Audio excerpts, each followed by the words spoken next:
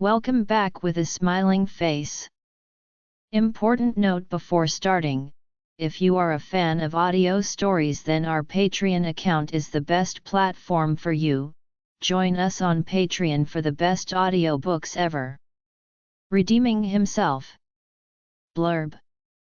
Aelia just wanted to make it out of the pack house, but when the Alpha's son finds out she is his mate, her wish comes true sooner than she expected. Years later, Aelia is trying to live a quiet normal life when Liam comes crashing back into her life, bringing danger and maybe a little passion into her lonely existence. When Liam finds out who his mate is, he knew he needed to reject her to save her.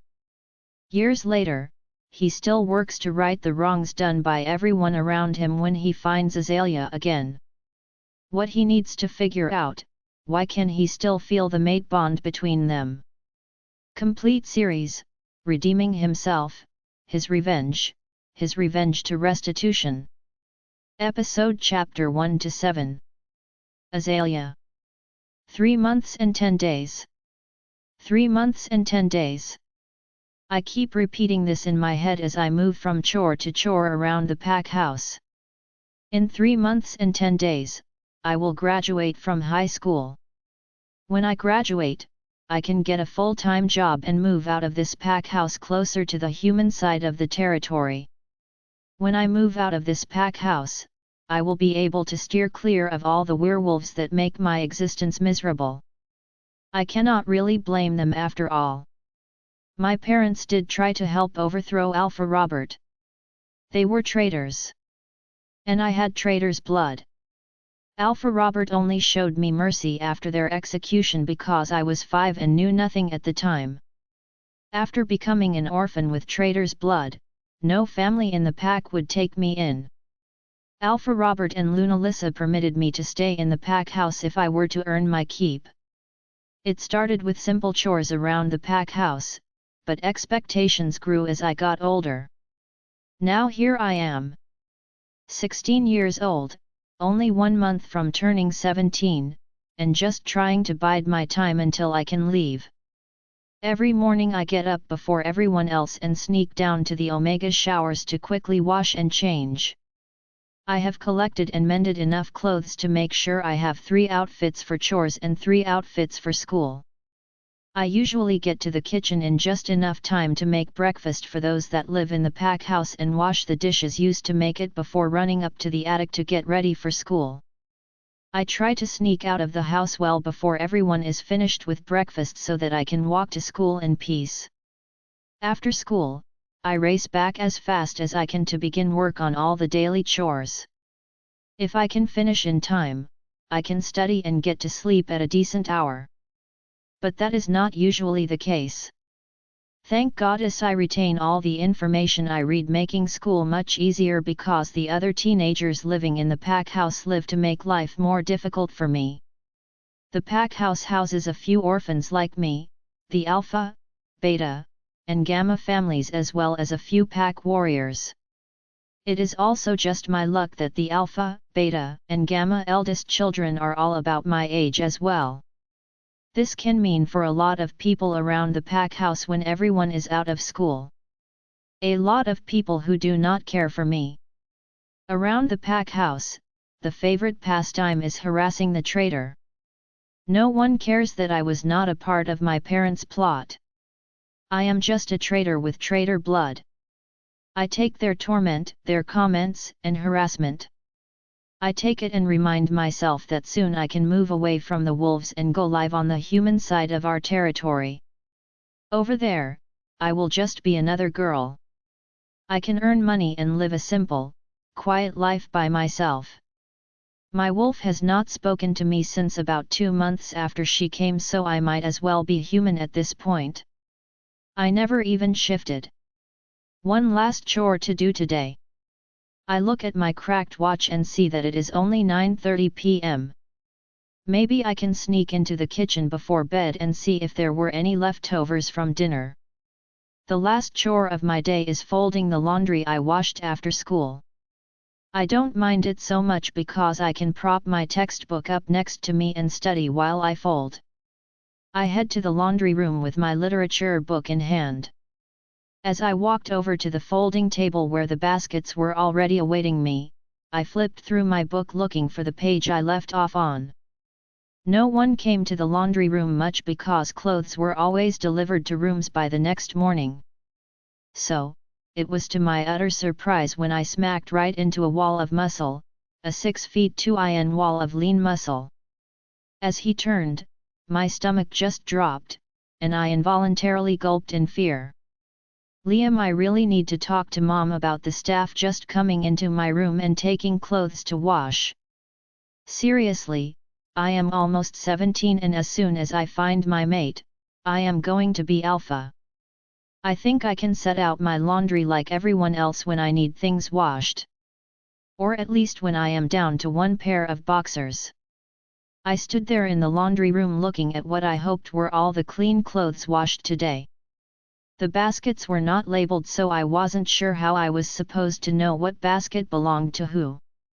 After looking at all the baskets for a solid 5 minutes, I was giving up my search for my favorite sweatshirt and about to turn and leave when someone crashed into me from behind. I turned around, not immediately seeing anyone until I looked down on the floor. My anger boiled a bit as I looked down at the tiny traitor girl my father has let stay in the pack. She looked up at me with fear in her eyes. I noticed the book next to her. I quickly bent over and grabbed the book, noticing it was for the literature course at school. She quickly stood and bowed her head to me. In a soft, squeaky voice, she said, "I'm sorry, Alpha Liam. I wasn't paying attention. It won't happen again." I grunted my acknowledgement at her. "Is there anything I can do for you, Alpha Liam?" she said, barely above a whisper. I could see her small frame shake slightly under her old, worn clothes. I guess her fear was reasonable, seeing as she was only about 4 feet 10 in and exceedingly small. Some people didn't even believe she had a wolf with how small of a body she had. "Where are my clothes?" I replied, irritation evident in my voice. All I wanted was my sweatshirt. I am irritated with Mother for allowing the Omegas to just come collect my clothes to wash. She nodded and looked at the baskets of clothes around us. She found mine and placed it on the folding table. An idea struck me. "So, they aren't folded and ready yet?" "Well, that won't do," I said as I started flipping through the pages of her book still in my hands. "I think you will fold them now. And I am just going to play with this while I wait." I started to flip the pages a little bit harder. Her eyes widened as the next page I flipped ripped right from the book. "Oops. Better work quickly," I sneered at her. I dropped the ripped page as she began to quickly fold my clothes. I didn't have to be a jerk to her, but it was sort of a habit after all these years. Aelia, my heart dropped right into my stomach. No, no, no. It was a good day. I only got pushed into one locker and tripped in the hallway once today. I was going to be done before 11 p.m. and able to sleep tonight. And the last time one of my textbooks got ruined, Lunalisa made me do extra chores for 4 solid weeks before I had paid back the book cost. I started folding as fast as I could. By the time I had finished folding laundry, he had slowly ripped about 10 pages from my book, dropping them on the floor at our feet. He looked over the pile of clothes, finding the one item he wanted, his favorite sweatshirt, and snatched up before dropping my book on the table. "You can send the rest up, and clean up this mess," he said as he turned to walk away. "Why him? Of all of them, why did it have to be him?"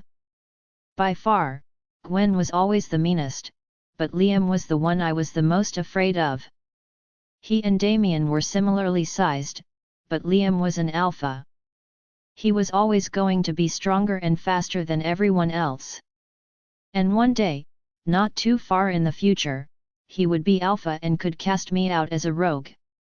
As he walked away, I turned to pick up the pieces and set them aside so I could just fold these baskets and go back to the attic. I thought I heard his footsteps pause for a second, but as I glanced over my shoulder, all I saw was the swinging laundry room door. Chapter 2 3 months and 7 days. I stand in the kitchen early on Saturday making a giant breakfast for the pack house.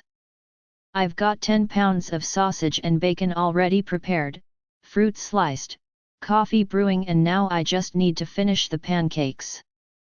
I've also made Alpha Liam a separate breakfast with his favorite croissants and an omelette. I hope that maybe he will leave me alone today if he's happy after breakfast. I've got pancakes on the griddle as I am pulling the homemade croissants out of the oven. They smell so good, I've really outdone myself.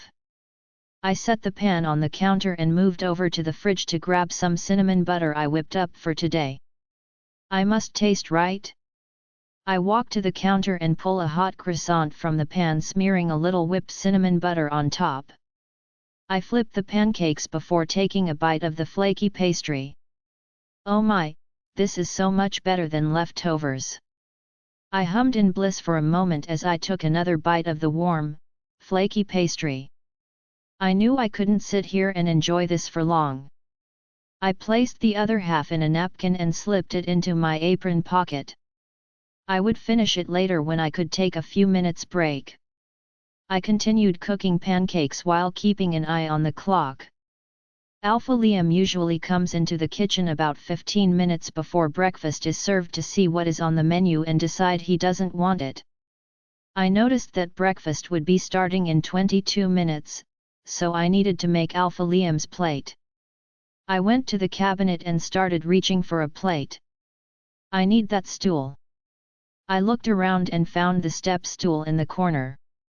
I'm just about the only one to use it in the whole pack house. Most werewolves were larger than me, even she-wolves. I brought the stool over to the cabinet and climbed up. As I reached for a plate, I felt an extremely warm presence behind me. A hand reached over me, grabbing the plate. I went to grab it, uttering a shy thank you as I turned around. I dropped the plate as I jumped back, falling on my BT.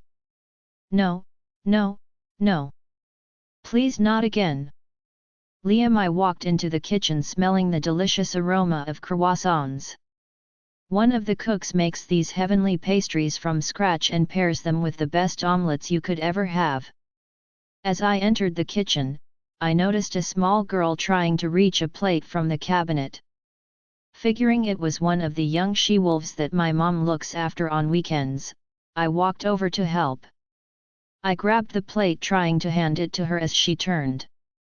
I was met with a pair of dull green eyes as my expression turned from one of shock to anger quickly.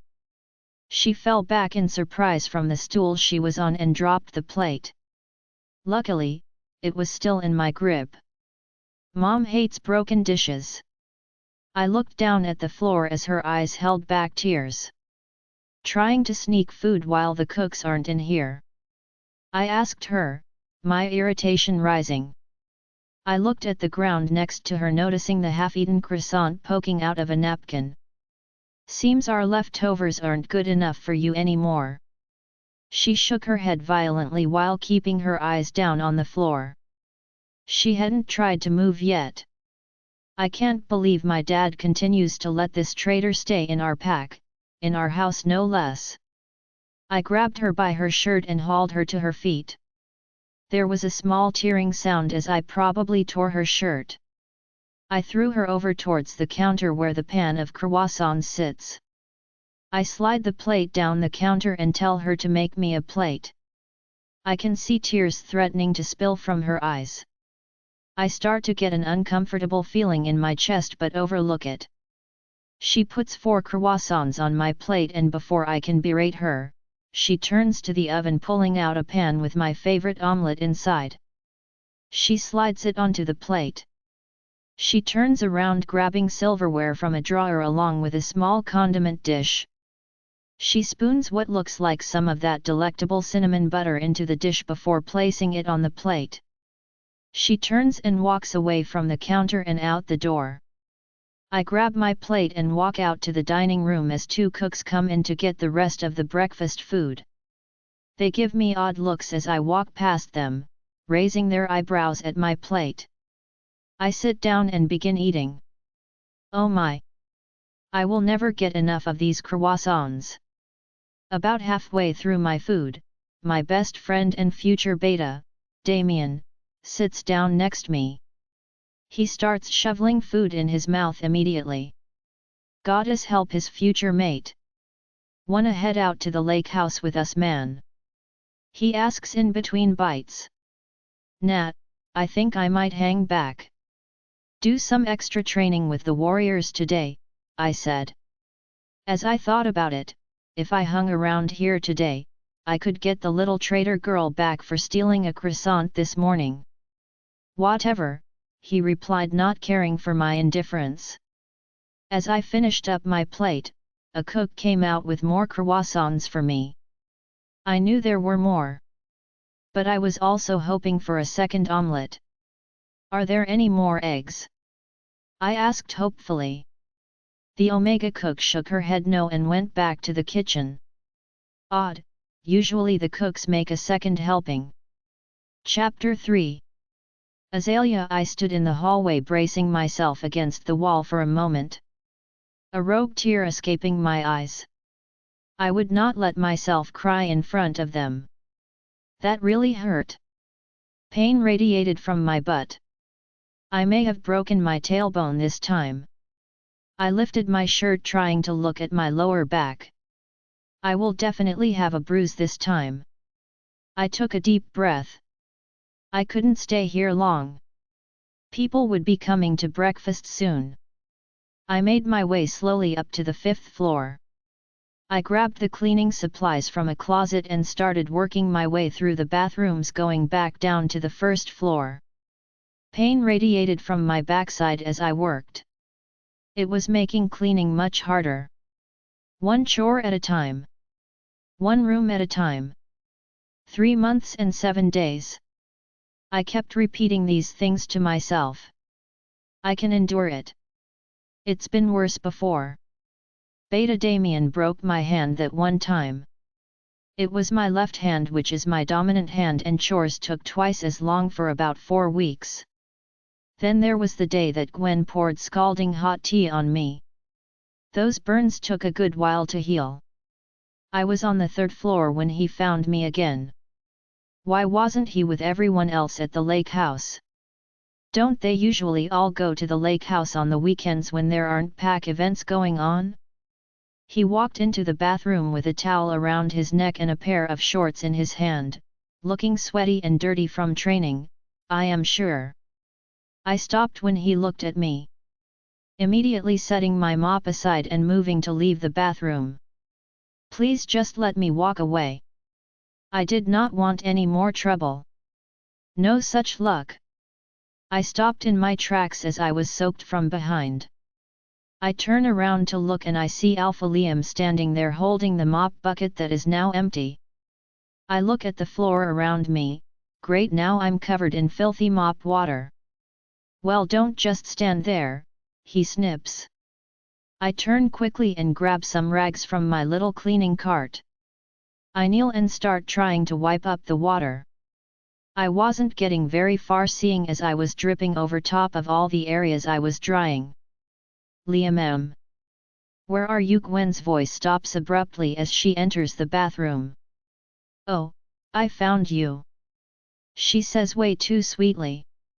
Gwen is the beta's daughter, Damien's little sister. And she has been dead set that Liam will be her mate since about 3 years old. She is a really pretty blonde with long legs and blue eyes. But her pretty is only skin deep. She notices me. You can't even clean a floor correctly? No wonder your wolf never came. She knew you were just a useless traitor, she sneered at me. She walked over me, through the water, not missing a chance to step on my fingers, and went to Liam's side. Come use my shower. This bathroom stinks like dirty mop water, she says, clinging to his arm. Yeah, he says as they begin to walk out of the bathroom. Gwen doesn't hesitate to knock me over as she walks out. Today just keeps getting better. I made it through the rest of the day with minimal torment. A few usual shoves and trips resulting in a new bruise on my shin, but nothing else. I relaxed slightly and I climbed up to the attic.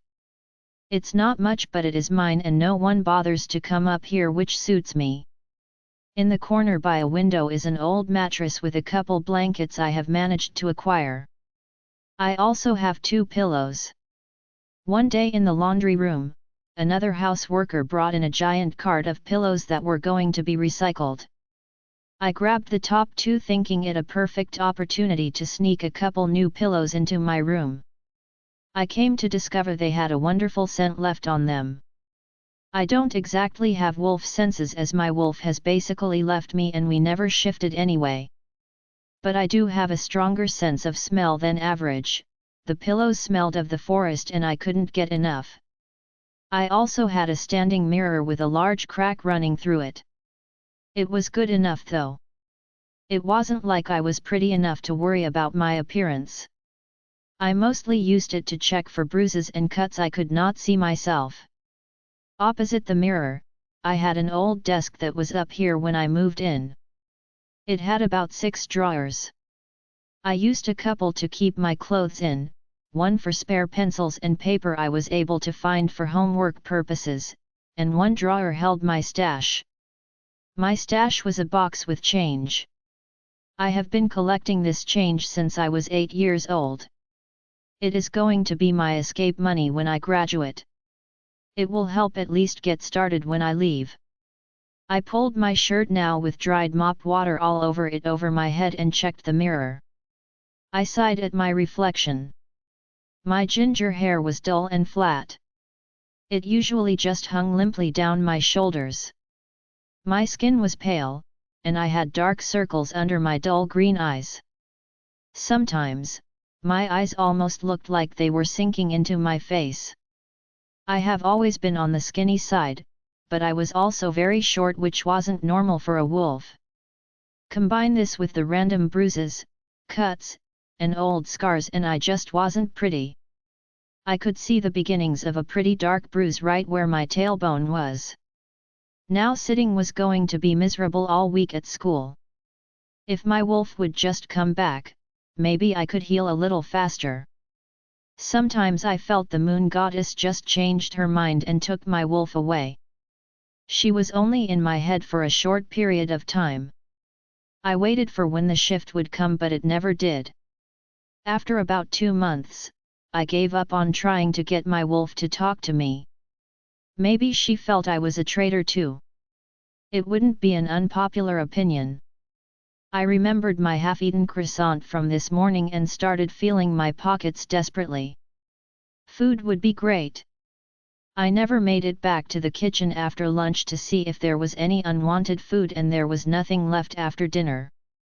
I am always hungry on the weekends because there's more people around and it's harder to get leftovers. It's even worse when the pack house has guests from other packs.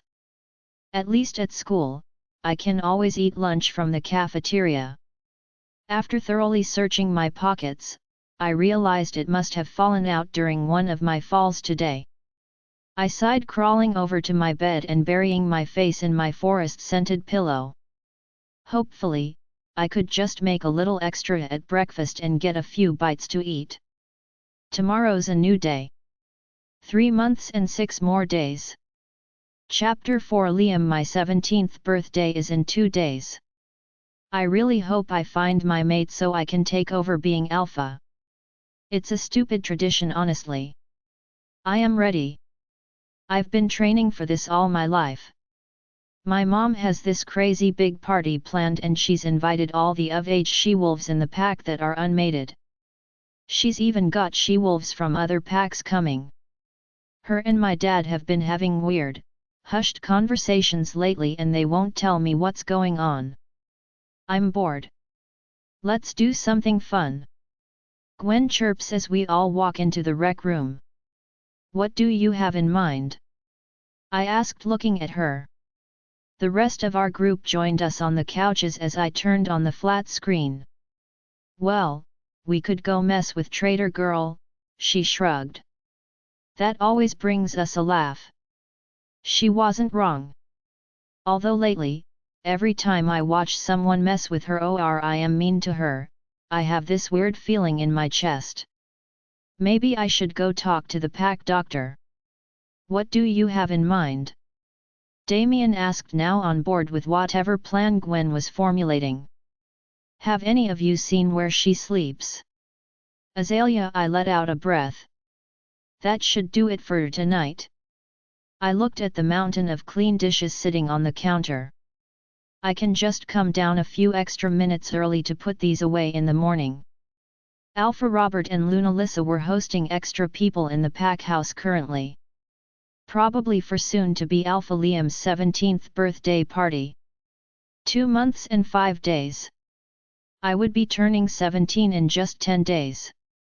But there wouldn't be a party, or cake. I hope there won't be a mate either. To most wolves, your 17th birthday is when you can start finding your mate. The one true love the moon goddess gives us. I don't think the moon goddess is there for me anymore. I wouldn't want my mate to be anyone in our pack who thinks I have traitor blood anyway. They could treat me the same, or even worse, than the rest. Getting a mate will just complicate my plan and I don't want it. I made my way towards the attic. I just wanted to sleep. Tomorrow I had a very long list of things to do before Liam's party and I was not excited. I managed to fix my textbook well enough that I hopefully won't have to pay for the damage and my tailbone seems to be healed more or less. I don't know why, but as I climbed the small staircase to my attic, something felt off. My stomach got uneasy the farther I climbed. I don't have wolf senses so I couldn't say someone had been here, but something wasn't right. I poked my head up and looked around. Despair washed over me. Someone had been up here. My mirror was lying flat on the floor and I could see shards of glass around it. My blankets tossed about the room. My 2 pillows had rips in them and stuffing falling out. I began to panic as I realized my clothes were also strewn about the room. Oh no! Please no! Just not that! I ran over to my desk with drawers hanging open, ignoring the glass under my feet. My history report sat torn to pieces on the desk. That didn't matter right now.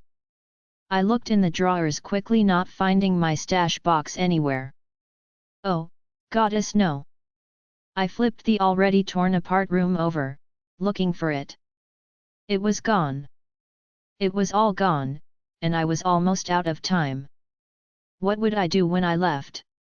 I couldn't bear to stay longer than graduation. Tears began streaming down my face. I don't cry. I don't let them see me cry. I bury it inside and remind myself of the plan. But the plan won't work if I don't have any money. I couldn't hold it back any longer. I slid down the wall, sitting with my knees pulled to my chest. I cried all the tears that I hadn't shed all these years.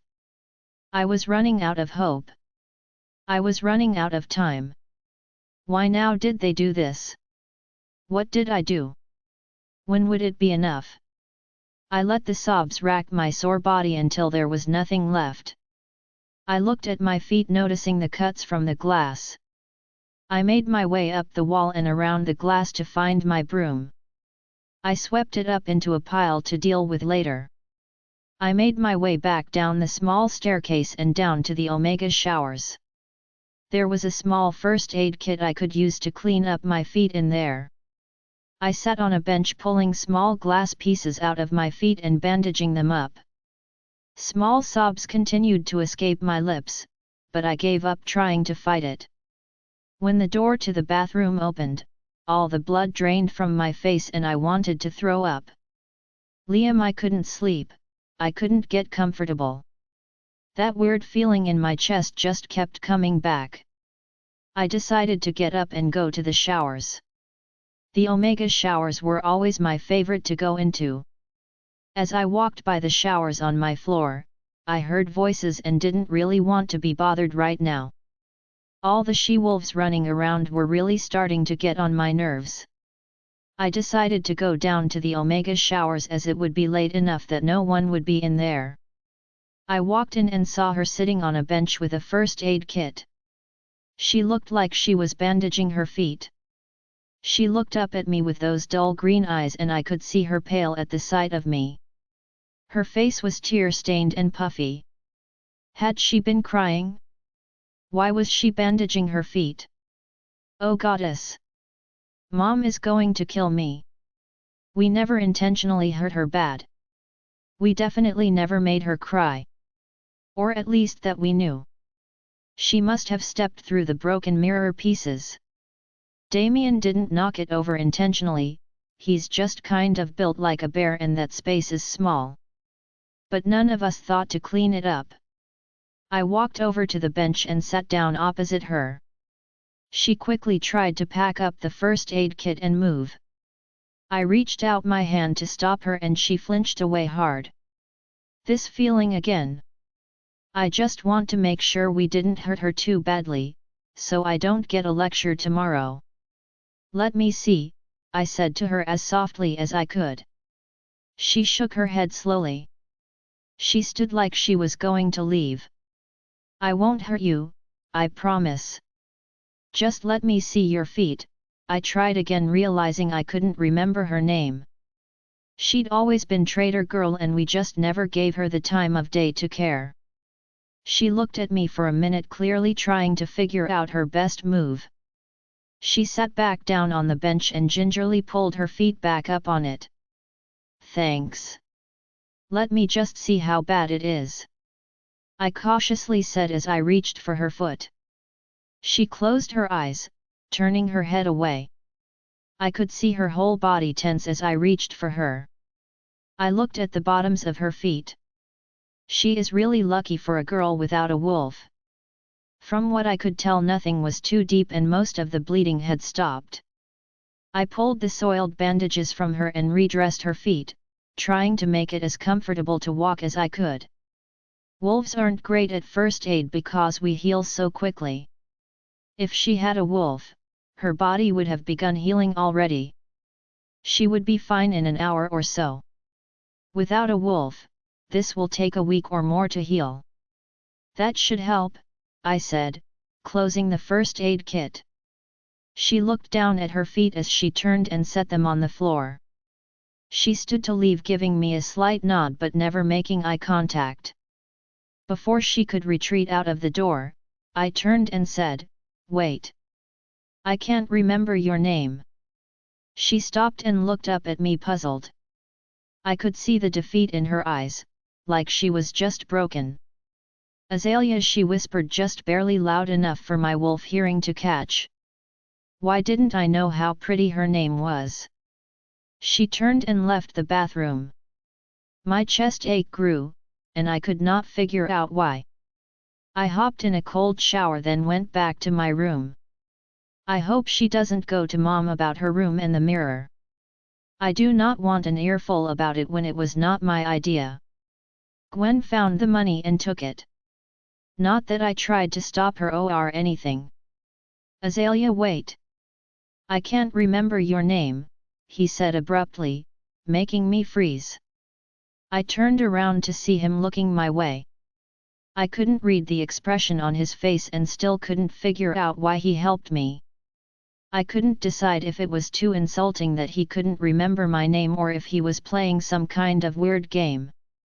If I didn't tell him, he could get upset and I don't make a habit of upsetting alphas. "Aelia," I answered quietly, not trusting my voice to not quiver. I turned and left quickly with fresh tears coming down my face. I made it back to my attic and over to my bed. I grabbed a pillow and tried to put the stuffing back in. I found my blanket and shook it out, trying to make sure no broken glass was on it either. I lay on my lumpy, old bed and looked out the small window.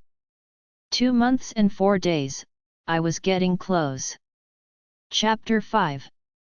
Today is the day of Alpha Liam's 17th birthday. After I prepared breakfast, I would be staying in the attic all day to avoid everyone. Lunalisa had caterers coming in and a professional party planner barking orders to all the other house staff. I flitted around the kitchen stacking trays of croissants to take out to the dining area. Eggs, sausage, bacon, fruit, and biscuits were already made and waiting. I still hadn't figured out what to do about my money stash being taken. I couldn't exactly tell Alpha Robert or Lunalisa about it. I had cleaned up my room and found thread so I could spend today mending my pillows and blankets. I will think of something. I still have 2 months and 3 days after all. I had not seen Liam since he bandaged my feet. Luckily, for once I was healing a bit more quickly. The cuts were closed and most of the pain had subsided now. I still couldn't understand why he helped me or asked my name. I have always feared him the most of the group. He is an alpha, so he is naturally stronger and faster than everyone else. He doesn't even have to try. He also trains every single day, getting even stronger and faster. I want to leave right after graduation because I know he will kick me out if I don't. Living with humans will be much better than being a rogue. I finished loading all the serving trays. I went to the sink to wash up. Now I can retreat and spend my day alone. I hung up my apron and went to walk out the swinging kitchen doors when I was knocked back by someone walking in. I looked up to see Gwen looking at me maliciously. Oh, it's the little traitor. Better start packing your ST. Liam will finally realize I'm his mate today. Once he's alpha officially, we're getting rid of your traitor blood, she said arrogantly. I looked down hoping if I just stayed quiet, she'd get bored and leave me alone. What, no fight left in you now that we took your little money stash? She smirked. My eyes widened as I looked up at her. Oh yeah, we found that cozy little room you got. Too bad you will be a rogue soon. Oh, and I should thank you. All that money got me a fantastic manicure to match my dress for tonight. Now I will look flawless when Liam realizes I'm his mate. My heart sank as she stood there looking at me. There was nothing I could do. I was absolutely, utterly, helpless now. You are pathetic, she spat, and out of nowhere she kicked me in my side, causing a small yelp to escape my lips. Before I could catch my breath, more kicks came at me. I curled up in a ball the best I could, but it didn't help any. She didn't stop until the kitchen door swung open again. Oh, hey Liam. I was just looking for you, she said hopefully, turning her attention to Liam. I peeked up, seeing him look from her to me. For just a moment, I swear concern flashed through his eyes. It was gone so fast I could have imagined it. Let's just go, he said and walked out the door. She followed him out, clearly distressed he didn't fall all over her screaming mate. I slowly got myself up, clutching my side. She definitely cracked at least one rib. I clutched my side as I made my way to the attic. I will need to bandage this before I can lay down. 2 months and 3 days. Liam, this party is stale.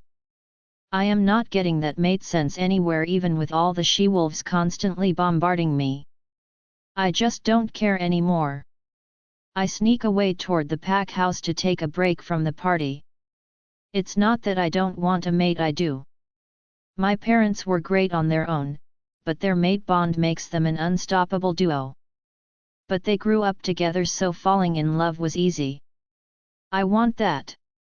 I just want to be alpha first. I want to get the first few years of hard work out of my way before I find my mate. I don't want any distractions of making a girl fall for me while I'm taking over the pack. I make my way to the kitchen. My mom would kill me if she saw me right now. I start raiding the fridge, not even sure what I am looking for. The door swings open, but I ignore whoever it is. I closed the fridge empty-handed. That is when it hit me. The most beautiful and delicate flower scent hit my nostrils. My wolf, Gavin, began to stir in excitement. I turned to look for the source of this beautiful smell, laying my eyes on her standing next to the ice machine. As Gavin screamed mate in my head, what actually came out of my mouth was, she must have been in her own little world because she didn't hear me. I sat there deciding if I should try and talk to her or not. The mate bond was pulling me towards her, but I couldn't understand it. The moon goddess wouldn't do this to me. She wouldn't give me a girl with traitor blood and no wolf as my mate and future Luna. The pack would never accept it. That's mate, so talk to her. Gavin said in my head. You just don't understand. I can't. I argued with him. I could feel a possessiveness coming from Gavin and my wolf side. I wanted to protect her. I stood there watching her hold a bag of ice on her side. I couldn't figure out why she was doing that. Did something happen? Did someone do something? The last time I saw her today was when I walked in on her and Gwen in the kitchen, but she seemed fine, although she was on the floor. The mate bond got the better of me as I spoke up. Hi Aelia, I said gently. She gasped, dropping her ice bag. As she turned around, I could see the terror in her expression. Looking into her eyes, I could see how dull they were. She looked like the life was drained from her, like she was just existing. I wanted to comfort her, to make the tears go away and fix the broken parts, but I didn't think it was a good idea. She began backing slowly away towards the exit, shaking her head frantically and putting her arms up in front of her as if to keep me away. Wait. No, I said, wanting her to stay in the room with me. It's okay really. I am so sorry Alpha. I just needed a little bit. I won't do it again, Alpha, she stammered as she continued to back away. Really, it's okay, I said, picking up her ice bag and trying to hand it to her. Every step I took towards her, she backed away further. I stopped just holding out the ice bag. Are you okay? She nodded her head and dropped her hands. Now looking at the floor. Her aversion to me was making my heart ache in my chest. How about I just leave this here and I'll leave the room? You can go back to whatever you were doing before, and I'll leave you alone. I set the ice bag on the counter and began to walk towards her and the exit. Her whole body stiffened as I passed. Wait, she whispered. I froze, turning to her to see her still looking at the floor. I barely heard her say wait. Come to think of it, I don't think I've ever heard her speak at a full volume, not even at school. Thank you, she whispered. I nodded my head, then stupidly asked, what for? She shook her head. She walked over and grabbed the ice bag and quickly darted in front of me and out the door. Every part of my possessive alpha being wanted to grab onto her and not let her go, but I knew better. I was going to have to reject her. There just wasn't any other way. If my father found out about this, he really wouldn't be happy. But now I couldn't make her a rogue and condemn her to that life, I would have to come up with another solution.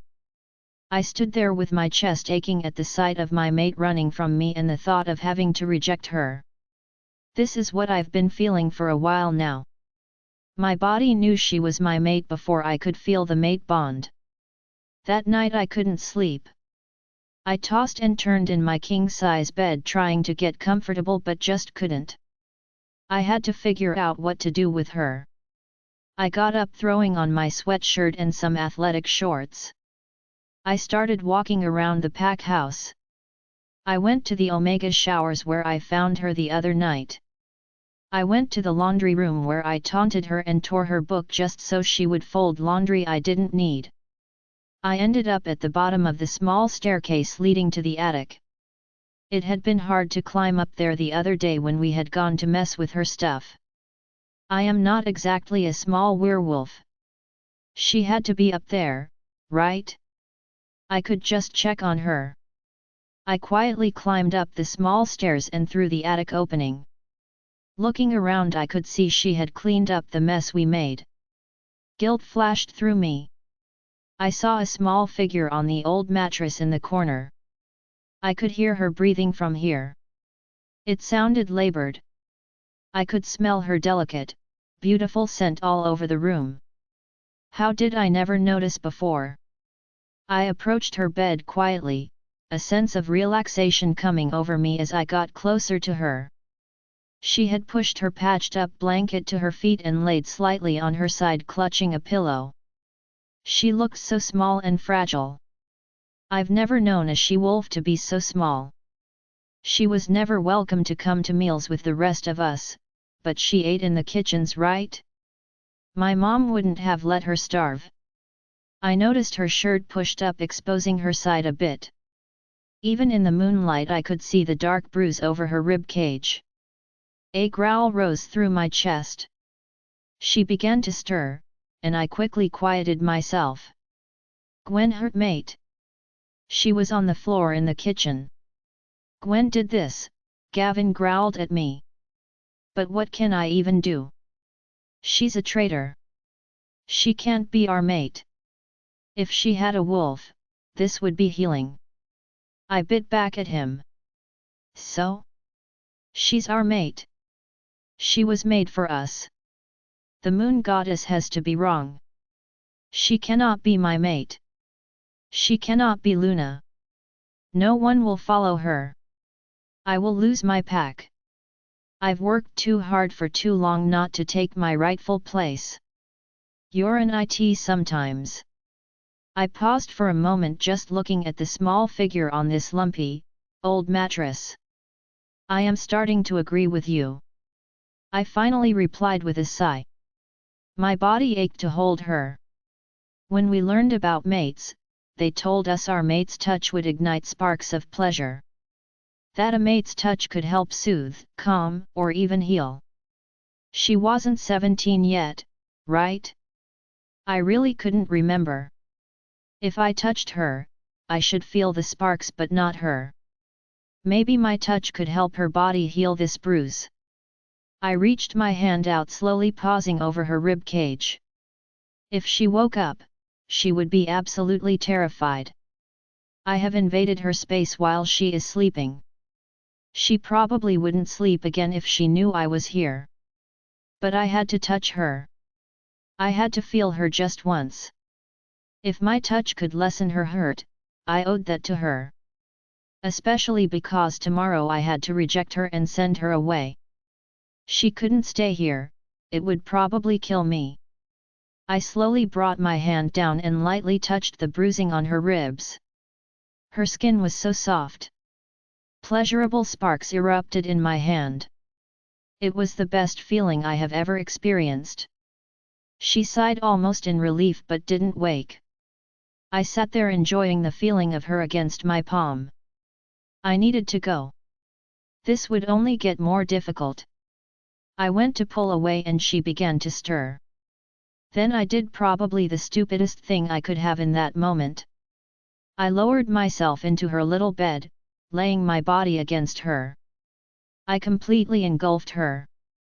I could feel her body relax entirely against me and her breathing came easier.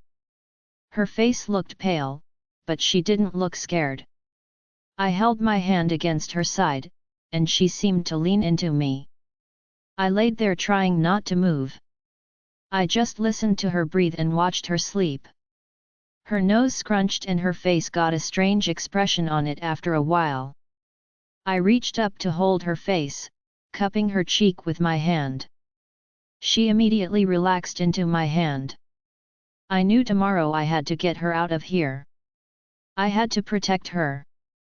She didn't deserve this, and I couldn't subject her to being my mate. The sky outside her little window began to change colors. I had to go now. She couldn't wake up like this. I need a run. Then I can go to my parents. I was already forming a plan in my head. I slowly raised myself off her bed and moved as quickly as I could down the stairs. I didn't let myself look back. Aelia, I woke up feeling cold all of a sudden. It was odd, it was almost like the most pleasurable warmth was around me and then just vanished. Oddly, there was also a wonderful forest smell lingering around me. I got up feeling well rested for the first time since I can remember. My ribs weren't hurting too much either. Maybe my wolf is still in there somewhere. I look at my watch. I need to get showered and to the kitchen. I grab some clothes and hurry down to start my day. I rushed back from school. I wanted to get through my chores today quickly. When I made it down to the laundry room, Lunalisa was waiting by the machines. She didn't look happy. "Good afternoon, Luna," I said with a bow. "Aelia, just the girl I was looking for. I need you to come with me," she said. "Yes, ma'am," I said, nodding my head. I followed behind her as she made her way to the Alpha's office. Oh, this can't be good. I kept my eyes down as we entered. I stood in front of Alpha Robert's desk and Lunalisa went around the desk to stand next to him. I peeked my eyes up and could see Liam was also standing by his father and there was a small luggage bag on the desk. "Hello, Aelia. Some concerning things have been brought to my attention," Alpha Robert said. I looked up, darting my eyes between him and Liam. Liam seemed to be staring right behind my head. I nodded my head, still not sure where this was going. "It appears that you have become too much of a distraction to your peers and fellow pack members around this house. We must make decisions that are best for the pack. Now we believe that you are no longer in this pack's best interest. You will be leaving here, tonight. We have had Liam pack your things from your room. We have also arranged a ride to take you to the human side of the territory. You will not be made a rogue if you agree to stay in the human territory and not return to this pack house." As he finished, I could feel all the blood leaving my face. I could not formulate words.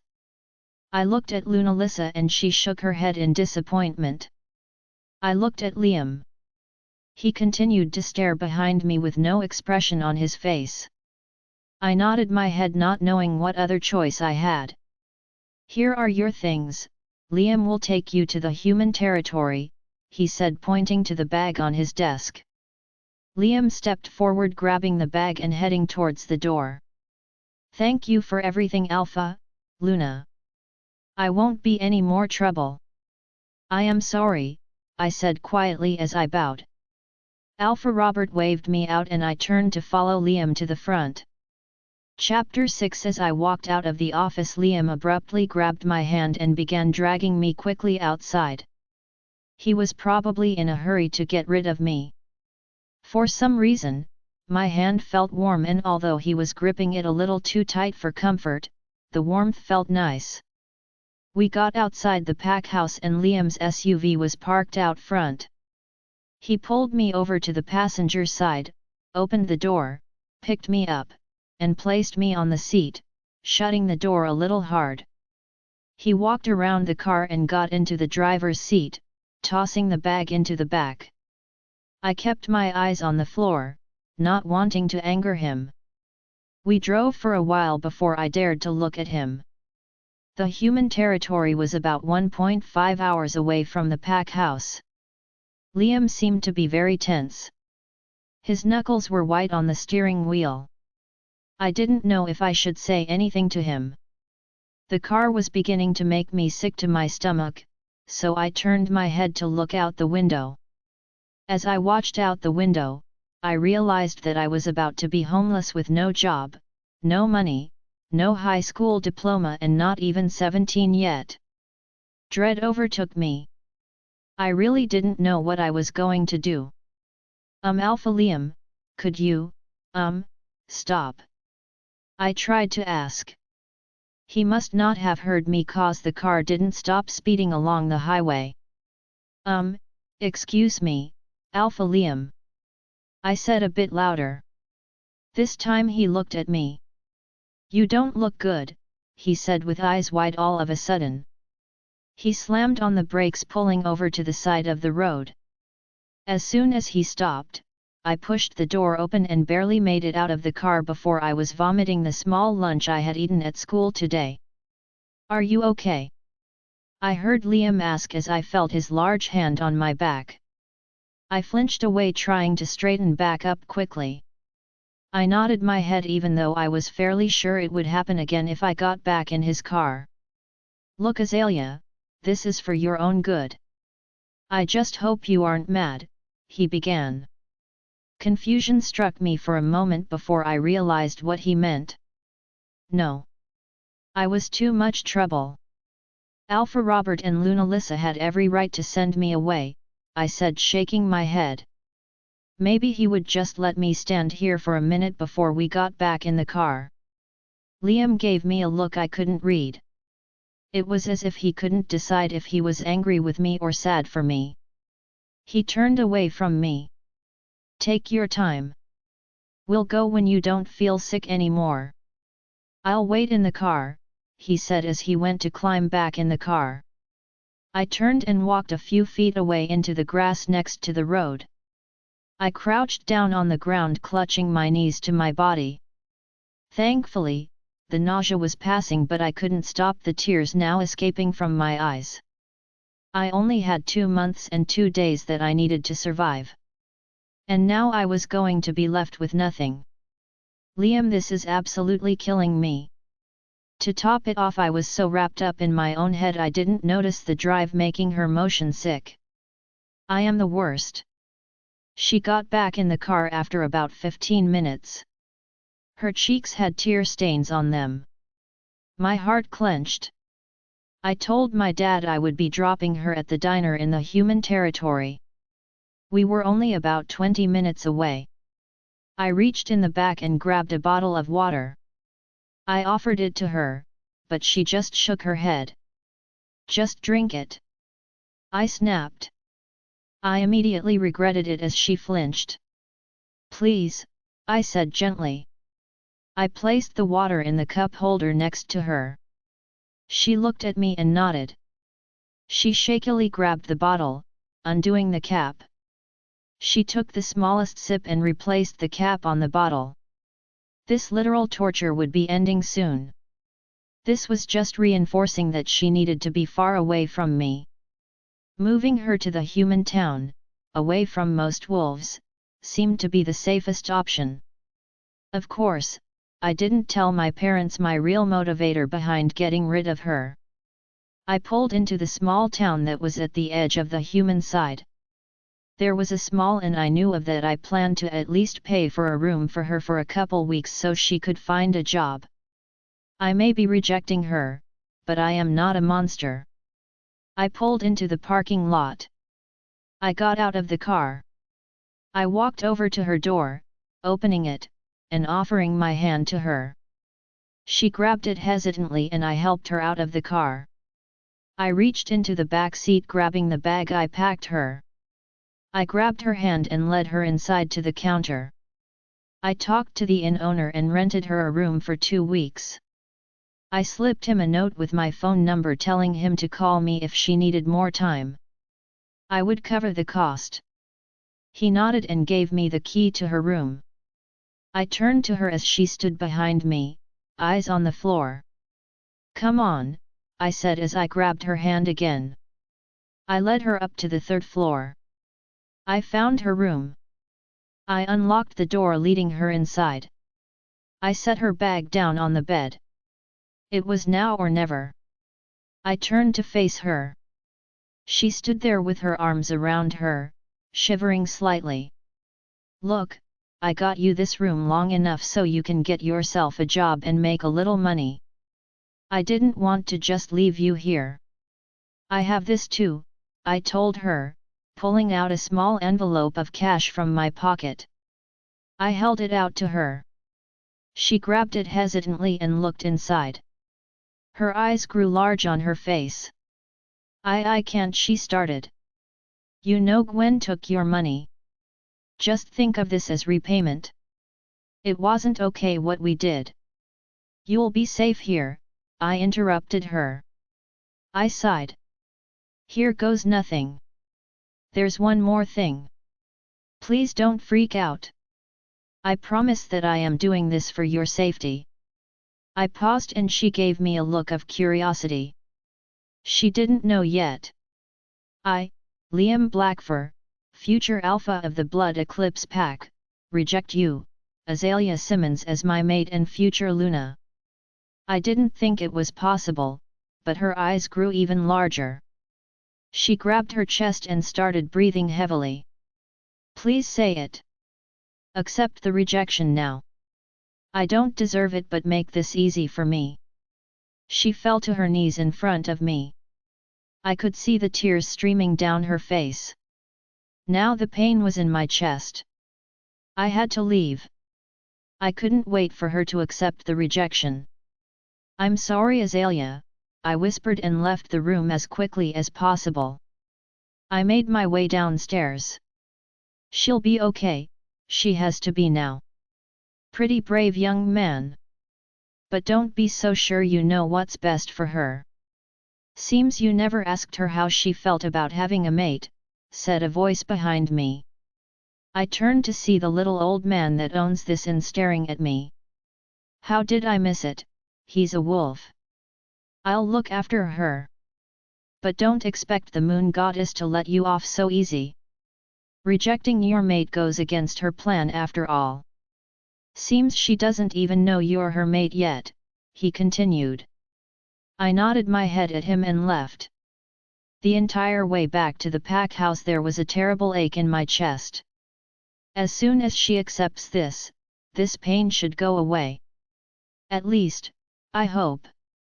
Aelia, since Liam left, my heart has done nothing but ache.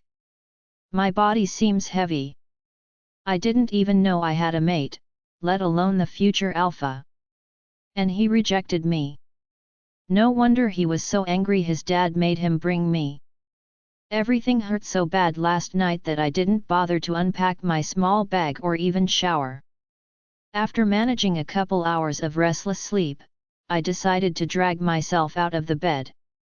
I went to the bathroom attached to the room and found a bar of soap and a small bottle of shampoo on the counter. I used these to shower. I got out wrapping myself in a towel.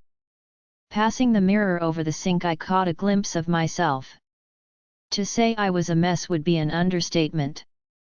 My face was red and puffy from all the crying.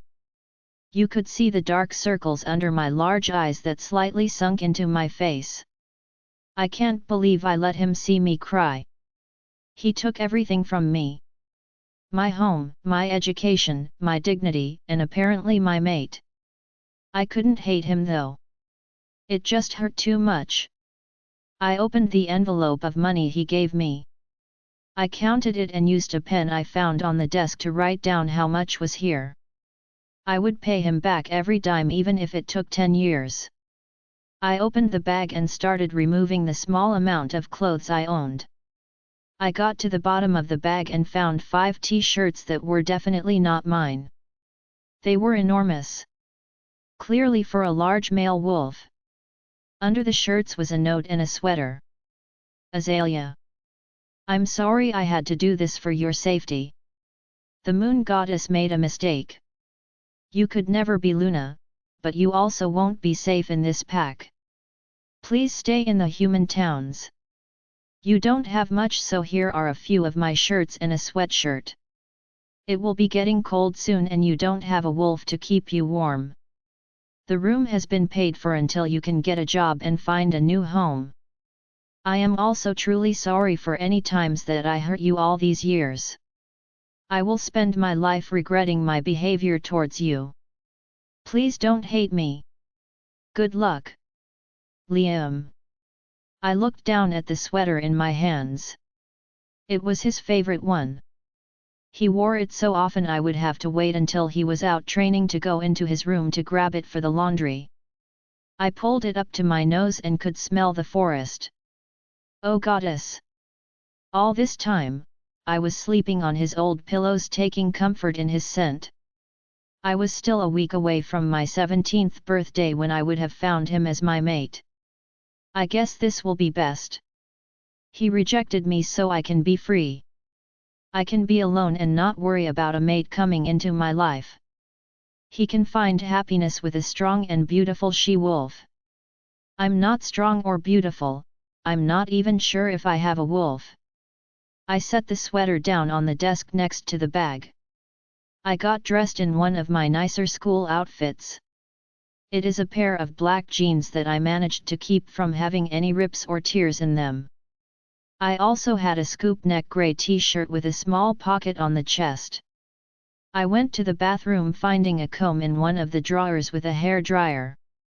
I dried my hair and combed it through.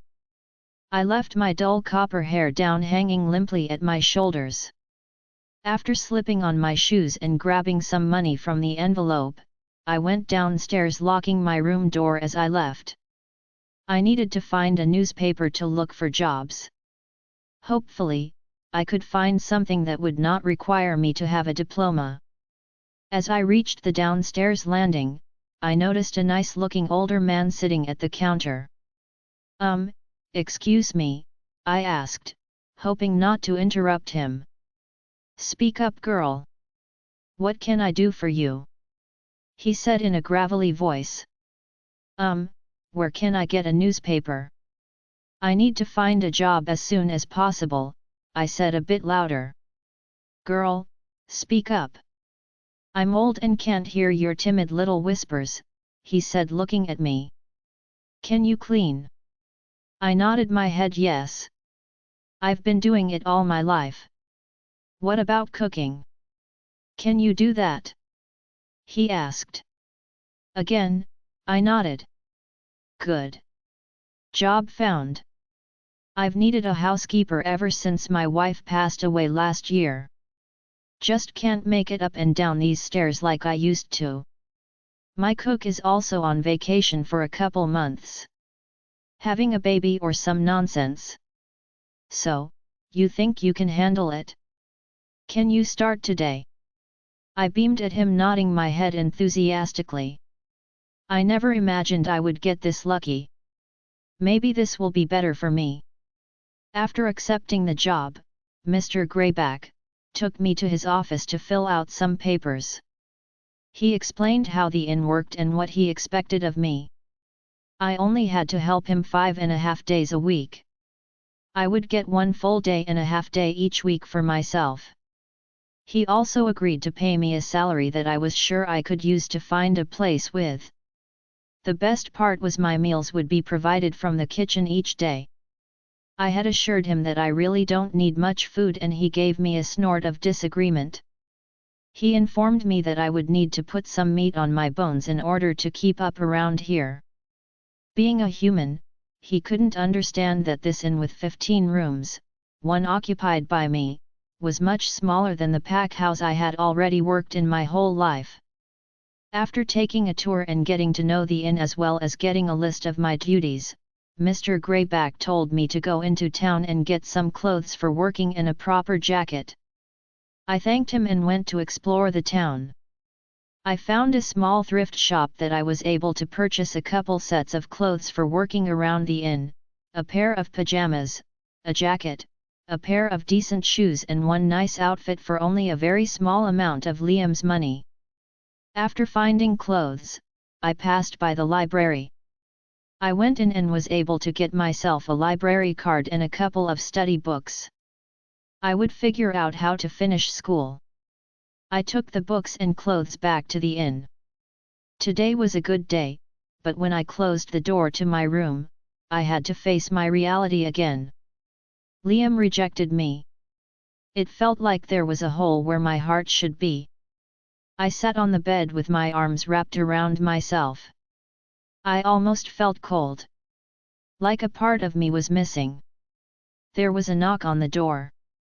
I got up, opening the door to Mr. Greyback standing there with a tray in his hand. Here girlie. Eat something. Breakfast gets served at 8 a.m. so make sure you're ready, he said handing me the tray. It had a peanut butter sandwich, an apple, and a glass of milk on it. I smiled at him, "Thank you." I sat down and ate the food gratefully. I changed into my new pajamas and climbed into bed. I laid there holding myself. This bed was much bigger and more comfortable than I was used to. But I still felt cold and achy. After 30 minutes of staring at the ceiling, I got up and went to the desk. I ran my hand over the sweatshirt. It was worn in but still soft. I sighed and pulled it over my head. I immediately felt better. It was warm and soft. Liam's scent surrounded me as I took a deep breath. The ache didn't completely go away, but it was just a little better. I laid down in the bed, drifting off into a dreamless slumber. Maybe, just maybe, this won't be as bad as I feared. Chapter 7. 3 years later, as Aelia, I bustle around the kitchen, putting together the trays with all my homemade breakfast pastries. Amy came in. "You are a literal angel, Lee." I was up all night with a tummy ache, so I got no sleep. Amy said, looking at the breakfast food I had prepared. "It's okay. I couldn't sleep again. I just thought I'd work my stress out in the oven." I told her. "Girl, you gotta get that whole insomnia thing under control. You're going to walk into an early grave," she replied.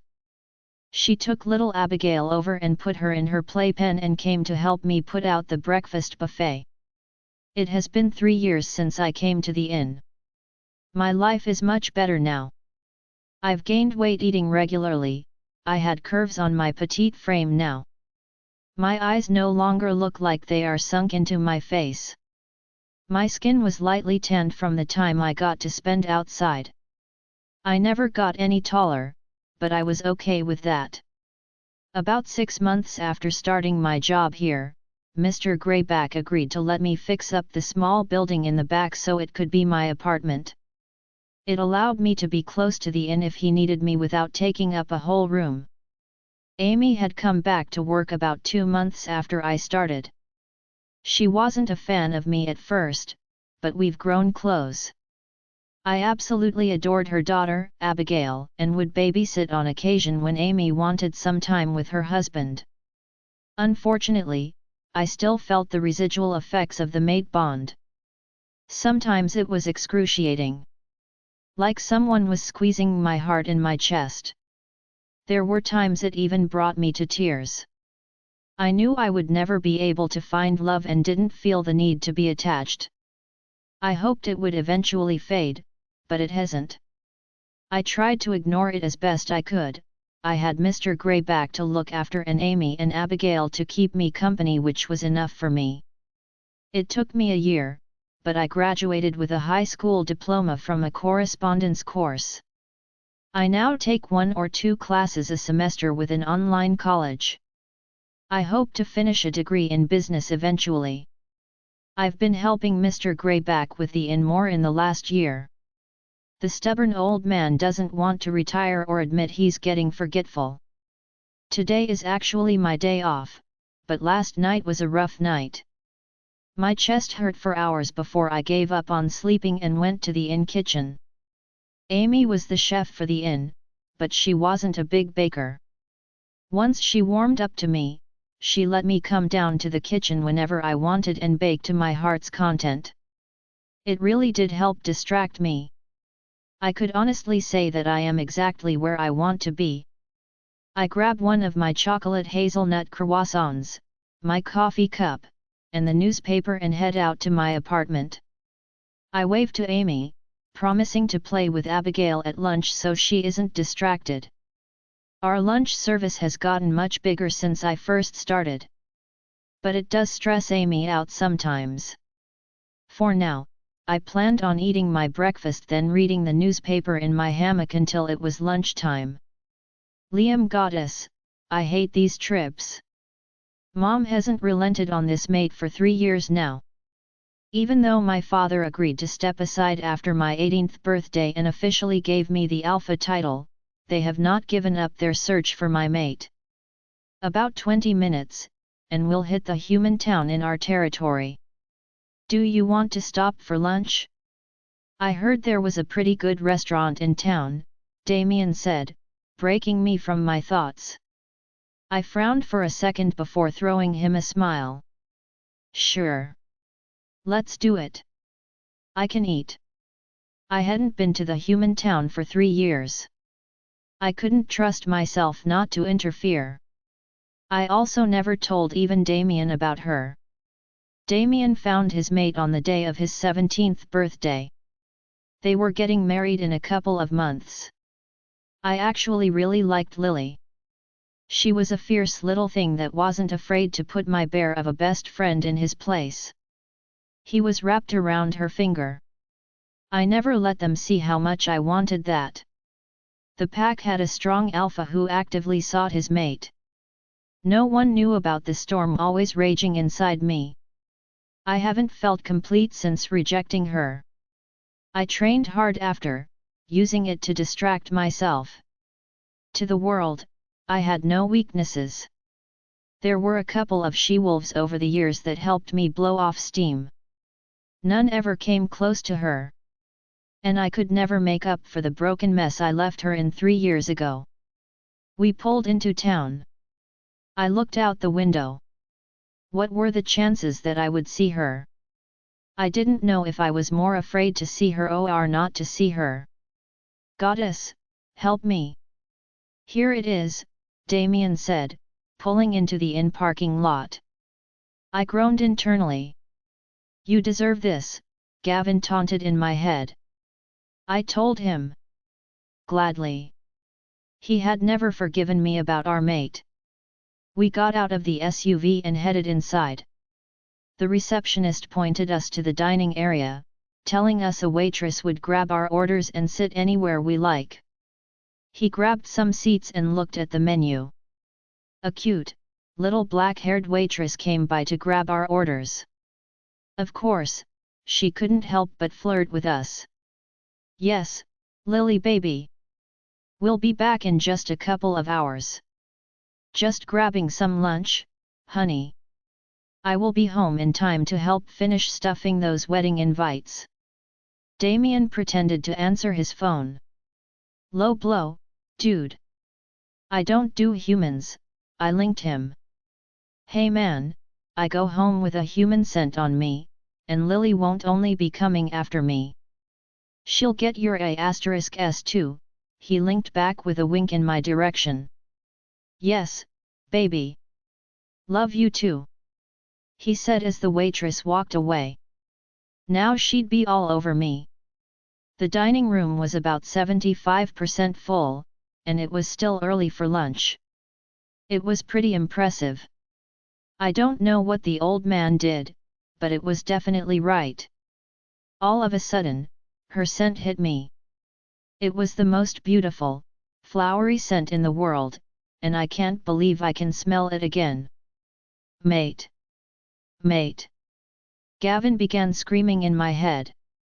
I could feel him fighting me for control.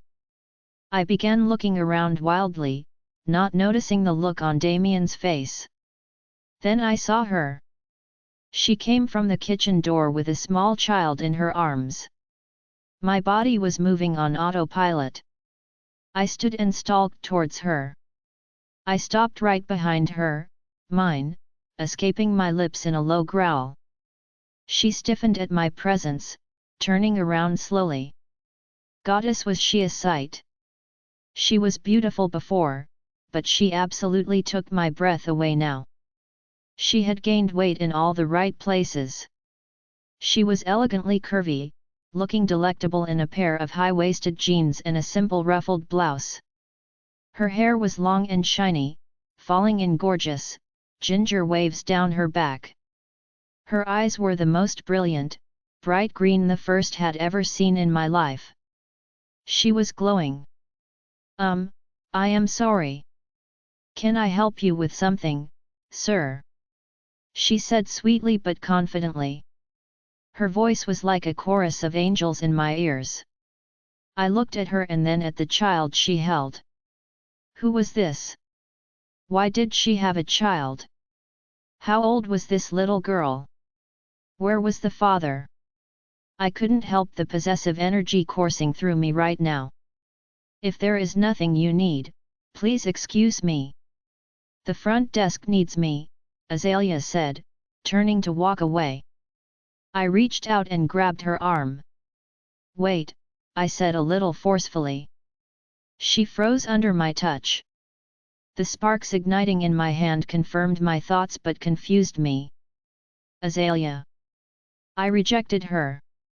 Why could I still feel the bond unless she never accepted the rejection? I'm sorry. I don't seem to remember your name. But I really must be going. There's an issue I should go attend to. She said. I didn't let go. I was temporarily lost for words trying to figure this out. Was this Aelia? Why was I feeling these sparks? Didn't she accept the rejection? Was this why I still felt like there was an emptiness inside me? It was then that a man stood, pulling the child from her arms.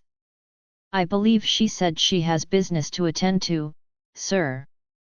If there isn't a problem here, release her arm. He challenged me. John, really, I'm okay.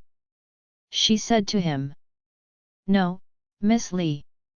He has obviously mistaken you for someone else. No one handles a woman like this, he told her. I released her arm, rage shooting through my veins. She has moved on.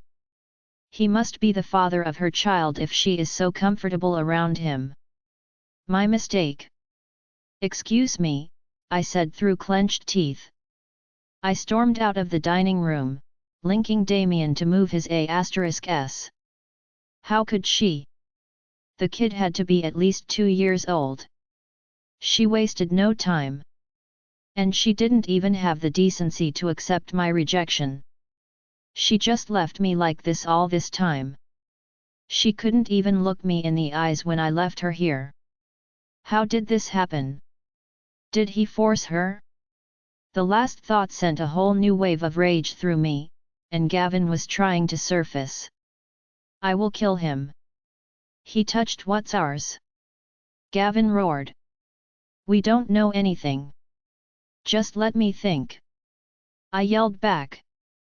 Wanna tell me what all that was? Damien said, interrupting my enraged pacing next to the SUV. Nothing. I need to run back. I'll see you later, I said, taking off towards the woods. As soon as I was far enough away from town, I transformed into my wolf, not caring enough to shed my clothes first. Aelia, are you okay? Who the hell was that, Lee? John asks me. It couldn't have been him, right? He knew my name, but he didn't look like the Liam I remembered. He was bigger, definitely far more muscular. Yet. I am okay. Thank you. It really wasn't necessary, but I do appreciate it, John. I replied, grabbing little Abigail from his arms. Comes on, ABI girl, let's go find Mama. I say to the sweet child in my arms. She claps her hands with a big smile on her face. I wave to John as I turn to take Abigail back to the kitchen. I'll make it up to Amy later. I need to get out of this inn right now. Liam wouldn't come back here, right? This town is all humans.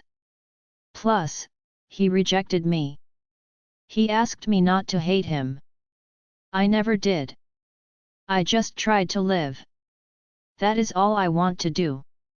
His touch felt so lovely, though like a warmth radiating from his hand into my skin. Like his touch was filling this void that has been in my chest since he left me here. But he definitely wasn't the same man. He was a bit taller and way more muscular than the Liam I knew. His expression was almost brooding, like he has been in a bad mood for a long time now. His eyes held so much emotion, I wasn't even sure where to start. Oh, Goddess. And now I had this weird restlessness. I felt like something inside of me was trying to come out. I paced back and forth finally within the privacy of my apartment. I went to the closet and pulled out the box. The box that I have kept it in. I haven't pulled it out in so long. The pain has not been too bad that I needed it in so long. But I couldn't handle whatever this is. I opened the lid staring down at the neatly folded sweatshirt inside. I was about to pull it out of the box when a sharp knock on my door stopped me. I put the lid on the box and set it on my bed. I went to the door and opened it. John was standing in my doorway. "What can I do for you, Mr. Henry?" I asked, hoping to mask my maelstrom of emotions. "Mr. Henry? I thought we were friends now, Lee." "You hurt me," he said, placing a hand over his heart in mock betrayal. "Oh, haha. But really, do you need anything? If there is a problem with the wait staff, leave a note for Amy, and she'll clear it up with them," I said. No.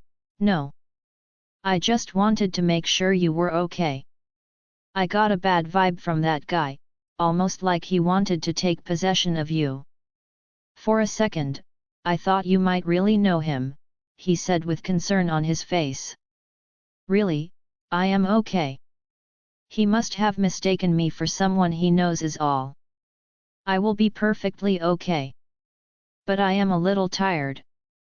We have been so busy lately and today's my only day off this week. I think I'm just going to hop in my pajamas and lay in bed with a book today. Maybe get to sleep early tonight," I reassured him. "Well, all right, if you say so. I'll be leaving town for a few days, but I'll drop back in for lunch when I get back." "Stay out of trouble for me," John said. I nodded, smiling at him. He turned around to leave, and I closed my door. I put my back to the door and slid down to the floor with a sigh. I brought my knees to my chest and put my forehead to my knees. This pain never goes away. Why won't it just go away? I don't want a happily ever after, I don't want the handsome prince. No one saved me. I just want to live and be free of this void. I don't need overwhelming happiness and perfect life. I just want to live a simple, content life. Liam. I watched the John guy leave as she closed the door. I watched the little building from the woods at the side of the property. My wolf hearing let me hear her quiet sobs from inside. "You are an it. He is hurting our mate, and you left her here," Gavin growled in my head. We didn't hear their whole conversation but could listen to Aelia sobbing now. "Just stop," I said. "No. This is all your fault. You should have stood up to your father. You should have kept her with us. Everyone would have fallen in line. We could have made them. You took our happiness and left it in the hands of that old man. He may be one of us, but he couldn't take care of her as we could have. Now she has a child with a human. And that human upsets her. He acts like she is his, when she is ours." Gavin berated me. He was fighting me for control, but I couldn't let that happen. He would barge in there and do only goddess knows what. "We have to leave her. We don't know that he upset her. We can't be here," I reasoned with him. "Check the cottage. See for yourself," he challenged me. I guess there was no harm in peeking in on her. As long as no one saw me, I can check that she is okay. I could hear movement coming from inside. I waited until it was quiet again before I snuck over to her window. Looking in, I saw a moderate, comfortable apartment. She had a desk with papers and textbooks upon it. There was a dresser with a laundry hamper next to it. She had a bookshelf with so many books on it, I can't imagine anyone has read all those books. She had a small kitchen in one corner. Then I saw the bed. It was a small bed, probably only twin-sized. She had a stack of quilts and blankets on a trunk at the end of it. I could see her lying on the bed. She was curled in a ball, holding what looked like a sweatshirt to her body. Could that be my sweatshirt? I could hear small sobs coming from her as she lay in the bed clutching the sweatshirt. My heart twisted in my chest. Aelia read my note. She didn't hate me, she didn't forget me. I don't know who that guy was, but he wasn't making her happy. We could make her happy. We were meant to make her happy, Gavin piped in. Do I deserve her now? I said more to myself than to him.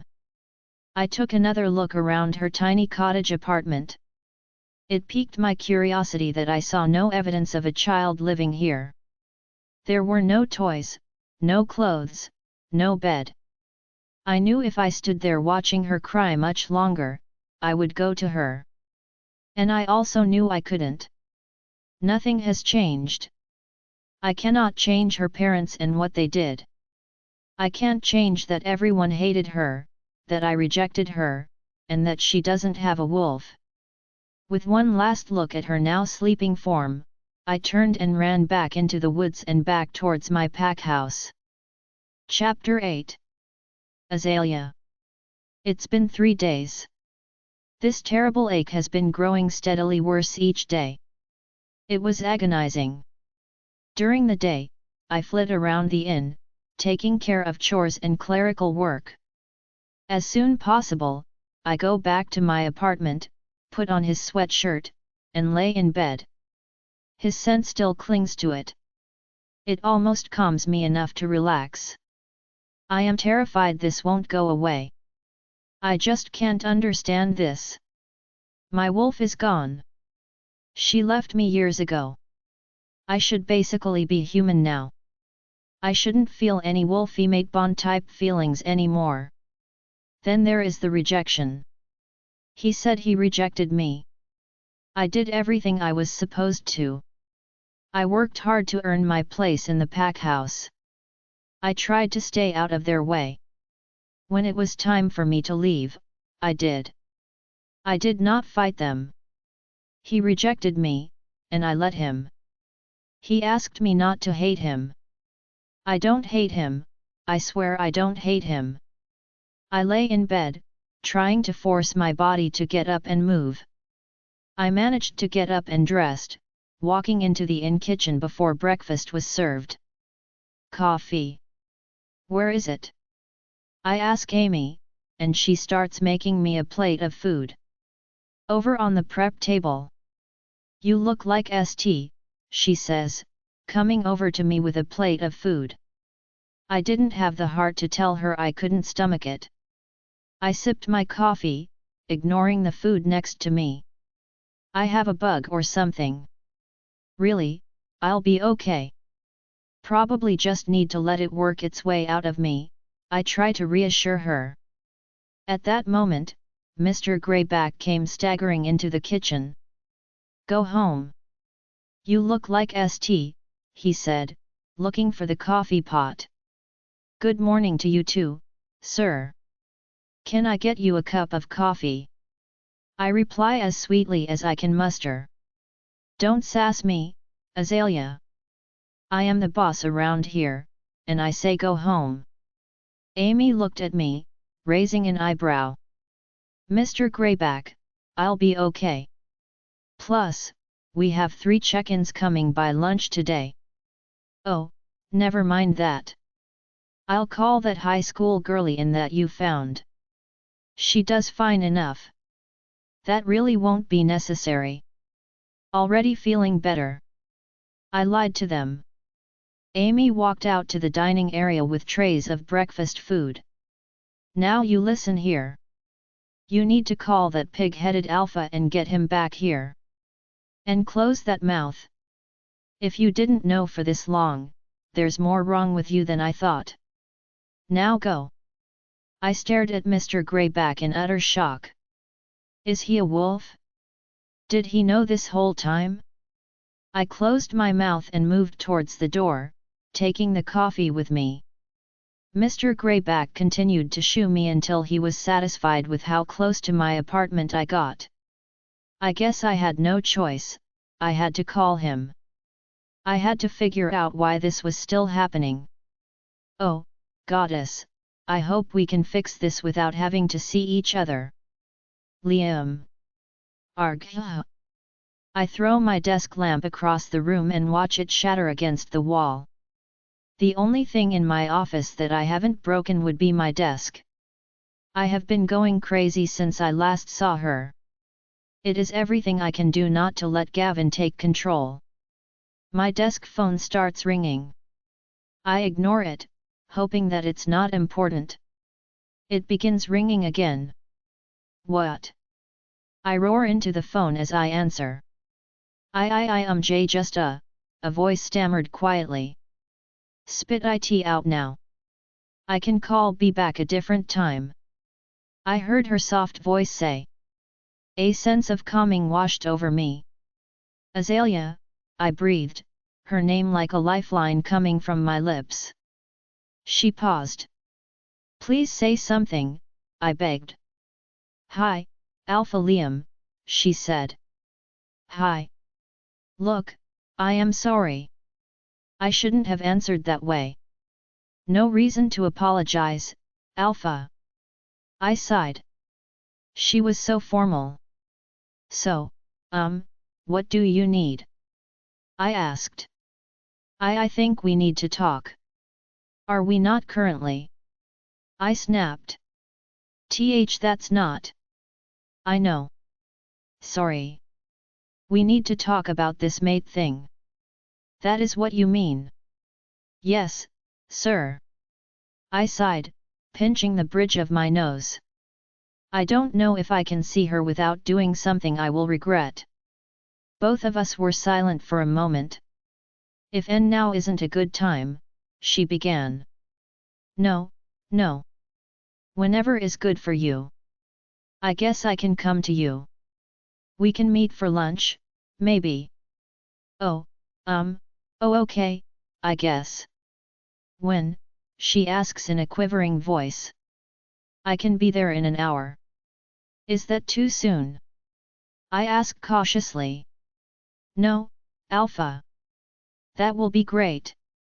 I will have a table reserved for you. I will see you then. She began to hang up the phone. Wait, Aelia. I stopped her. I promise I won't hurt you. I never wanted to hurt you. The other line went dead as she hung up.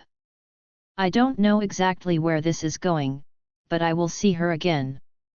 For now, that was enough. I walked into the inn more nervous than ever. When I told Damien I needed to go out for the rest of the day, he nodded with a knowing look. I can't bring her back to the pack, but I can't deny the large part of me that wants to. I approach the reception desk where the old man is sitting.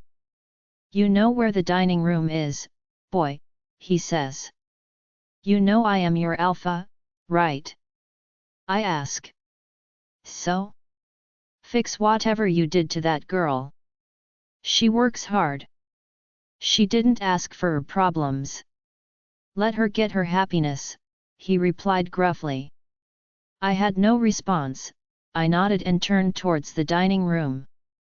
I rejected her 3 years ago so she could be happy. I walked into the dining room to see her placing menus and flower vases on tables. She was breathtaking. Her long hair was pulled up into a high ponytail that swayed as she moved. She didn't know I was there because she just continued to arrange tables. Ahem. I cleared my throat. She stopped moving. I could see her take a deep breath before turning to me. She looked down at the floor as she approached me. Hello, Alpha, she greeted me, still looking down. I reached, placing my finger under her chin, lifting her face to meet mine. Liam. It's just Liam to you, Aelia. Please. You don't have to be formal with me. She nodded. So where would you like to talk? I asked hesitantly. Well, we should probably have this exact conversation in the back. Away from others. I could feel the nervousness around her. She didn't want to be alone with me but didn't have much choice in a human town. Lead the way. I will go wherever you want, Aelia. She led us through the kitchen doors. We walked through the kitchen to a back door that led outside. Once outside, we made our way across the lawn, heading toward her little cottage. She stopped at her front door. I am sorry, it's small. But it's away from everyone else. We will be alone without interruption, she said over her shoulder.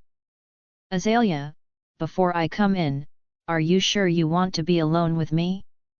I can take you to the pack house or somewhere else. No, she said quickly. No. This is okay. I'm okay. She opened her door and stepped back. I stepped inside, and my nose immediately flooded with her scent. I stood for a moment, just breathing it in. No one else came here. I could smell no other people, this was only her place. I am sorry, I don't have much in the way of furniture. Please take the chair, she said, offering me the chair from her desk. I shook my head at her. For a moment, we just stood there looking at each other. My body yearned to touch her. So she started. I started at the same time. She nodded at me, telling me to start. Aelia. Before we talk, can I ask something of you? I asked. She nodded to me. Please, my wolf is at war with me. Just for a moment, let me hold you. I could see her eyes widen and her face pale slightly. I wouldn't be able to concentrate on what she needed until I wasn't fighting every fiber of my being to touch her. Slowly she nodded. I moved closer to her, gently holding my hand out to her. She placed her hand in mine and allowed me to pull her small frame into my large one. As soon as I held her body to mine, every muscle began to relax. Peace began to wash over me. I breathed deeply, taking in her flowery scent. I never wanted to move or let her go. She felt so fragile in my arms. I was reconsidering my choice to free her of me. I could feel her body relax under my touch. I could feel her shaking subside, and her breathing relax. I began to pull away, but she grabbed onto my shirt. Please, she said. Anything, Aelia? Just ask. I don't feel well. This made it a little better. Do you think, she trailed off, not wanting to ask me. I will hold you as long as you'll let me, Aelia. I told you, I won't ever hurt you, I told her. She nodded her head, not moving away from my body. After another moment, I gently bent down and picked her up in my arms. I carried her over to her bed and laid her down. I slipped off my shoes and laid next to her. I pulled her into my body, making sure she would be warm. She released an audible sigh in content. This was a huge mistake, but nothing had ever felt so right. I held her until her breathing evened out and she was asleep. I let her sleep on me, enjoying the feeling of her in my arms. My body calmed itself the longer we stayed like this. The void in my chest that has been ever growing since my 17th birthday was easing itself. Soon, my eyes fell, and I drifted off to sleep. I didn't know what to expect when she did wake up, but I knew everything was changing. I was going to have to fight for her, I could not leave her alone anymore. I had to find a reason to be in her life. Aelia. I woke up to knocking at my door. I picked my head up, trying to remember what had happened. I realized I was lying on something solid but warm. I looked down to see strong arms around me. I followed those arms up to find Liam sound asleep. He was different than before. The tension in his eyes was gone, he looked at peace in his sleep. I wanted to reach up and stroke his cheek, but another round of knocking broke me from my thoughts. "Just a second," I said softly, hoping whoever was at the door could hear. I gingerly wiggled my way out of his arms and climbed out of bed. I stood up, straightening my clothes. Wow! All the pain and heaviness in my body was gone. Even that ache in my chest was almost gone. I hurried over to the door, easing it open gently. To my surprise, there stood John. "Well, hello, Miss Lee. I didn't see you up at the inn. I asked Miss Amy, and she said you weren't feeling well this morning," he said with a warm smile. "Oh yeah, I am feeling much better now. Just needed a nap, I guess," I told him. I hoped that Liam wouldn't wake up. Not that John and I were anything more than acquaintances. "Well, Miss Amy sent this back for you. Said you hadn't eaten your breakfast, and it's well past lunch now," he said, handing me a small container. "How sweet. Thank you for bringing this to me. Please, tell her I said thanks, and I will see her in the morning," I told him. I felt Liam's presence behind me. "Good night, John," I said, trying to close the door. John put his hand on the door, stopping me. "You know I'm here for whatever you need, Miss Lee. I worry about you back here, all alone. Those woods have some unsavory creatures running around in them." I could feel the power and anger rolling off Liam. Oh no! I needed to get John out of here. Liam said he wouldn't hurt me, but I didn't know how far I could trust him. "You're lovely to worry, but I will be okay. I have been living back here for 2 years now. Plus, you know I spend most of my time up at the inn. Come by for lunch tomorrow, it's on me," I said to him, trying to close the door again. His hand didn't move. "I would never make a lady pay. A man should never hurt a woman," he said with a serious tone. "I quite agree. I would never let anything hurt Aelia," Liam said, opening the door wider. He moved his hand to my waist as he stepped up to my body. I did my best to hold myself together. I smiled at John, willing him to walk away. His eyes locked with Liam's. There was some unspoken challenge going on here. John had no idea how unmatched he was. Not only was Liam physically larger than him, but he was also a wolf. And alphas were far stronger and faster than ordinary wolves. He had also been training to fight since he could walk. John seemed to realize that Liam was not having him here because he dropped his hand. "I see you already have some company. I'll take you up on that lunch date tomorrow. Don't leave me hanging now. I don't know if my heart could handle your rejection," he said. With a wink and smile, he turned to leave. Liam released his grip from the door, and I closed it slowly, not daring to move from the spot. His hand on my hip was warm and comforting, but his grip was tight and uncomfortable. I could tell he was struggling with himself. We just stood there for a moment. "Could you?" I started quietly. His hand immediately came off my waist and backed away. "Aelia. I just," he stammered. "St," he said more aggressively. I slowly turned around to face him. "Please, Aelia. Say something." I looked up at him. He had his hand in his hair and his other hand on his hip. He looked worried. I didn't understand why. He was an alpha. I'm sure he was accustomed to taking whatever he pleased, including women. Why was I any different? I shook my head. His eyes held some emotion I couldn't read. I took the container of food over to the kitchen counter and set it down. I went to my desk and began rummaging through my drawers.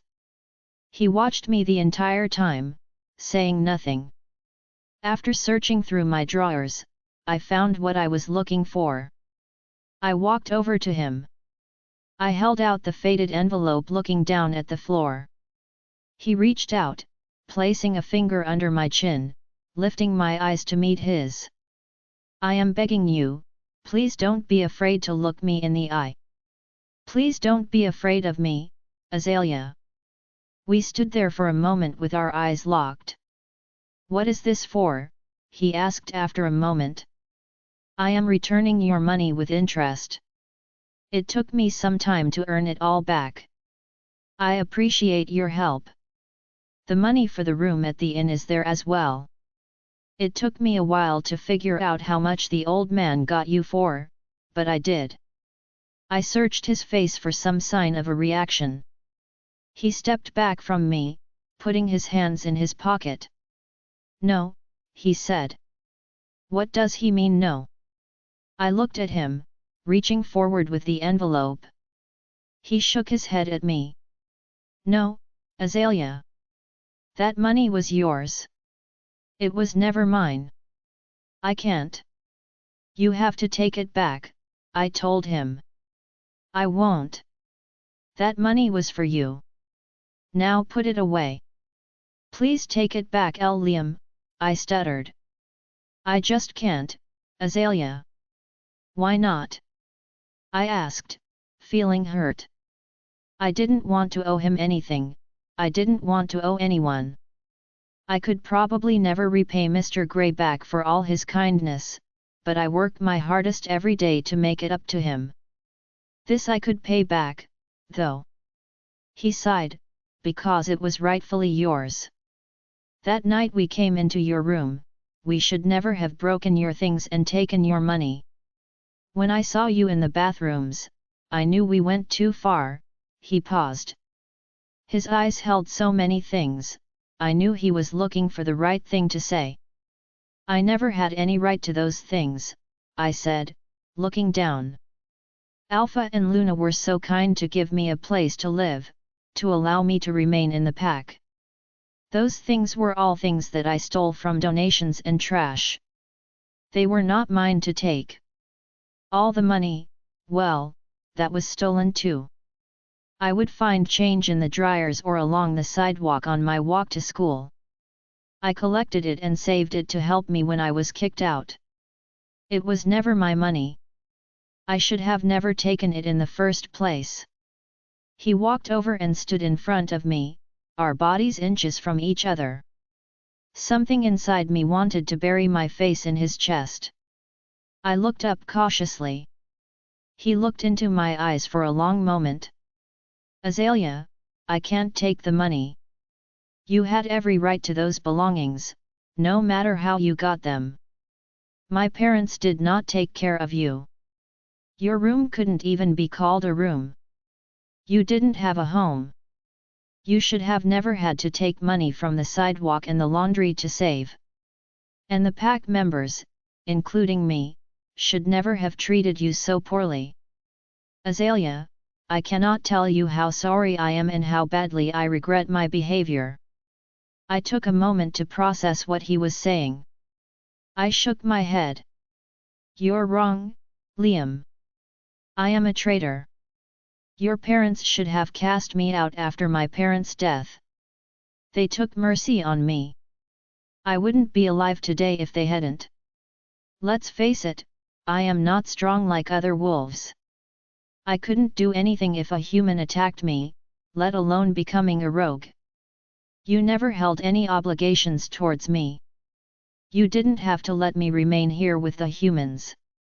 You could have cast me out after your birthday. But I am glad you didn't. I am so grateful that I have been able to stay here. I just want to stop living with this pain in my heart. That's all that I need to ask of you. I know you rejected me, but I don't know if it worked. Maybe it's different for broken wolves. Please, take the money back and help me to be okay. I don't need a happily ever after. I just want to be okay. He searched my eyes for what I didn't know. He reached out, putting his hand on my cheek. His hand nearly swallowed my face. Liam. Her words were breaking me. I wanted her to have her happily ever after, I wanted to be that happily ever after.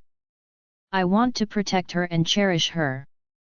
I wanted to prove to her that I could be the man and wolf she deserved.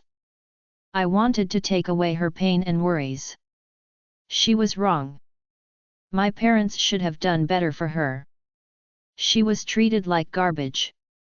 I confronted my father about 6 months after taking over as alpha about all this. My mom was hosting yet another little gathering for unmated she-wolves to come to our territory and look for their possible mates in our pack. I knew her real motivator was finding my mate. I couldn't tell her about Aelia. It wasn't likely I would be getting a second chance. My mom invited this particularly annoying daughter of a neighboring pack's alpha. To say she had never been told no in her life didn't come close to her attitude.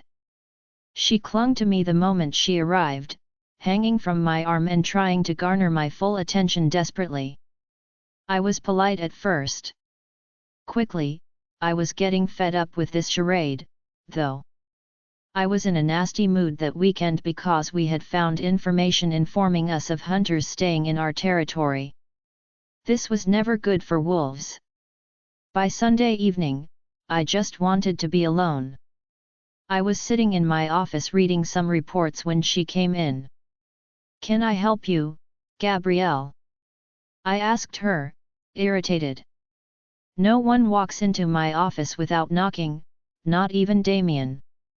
"I was thinking," she said, coming around my desk, "maybe I should stay for a while. Get to know you a little better. I think you'll find we would make a great team. I am the daughter of an alpha after all."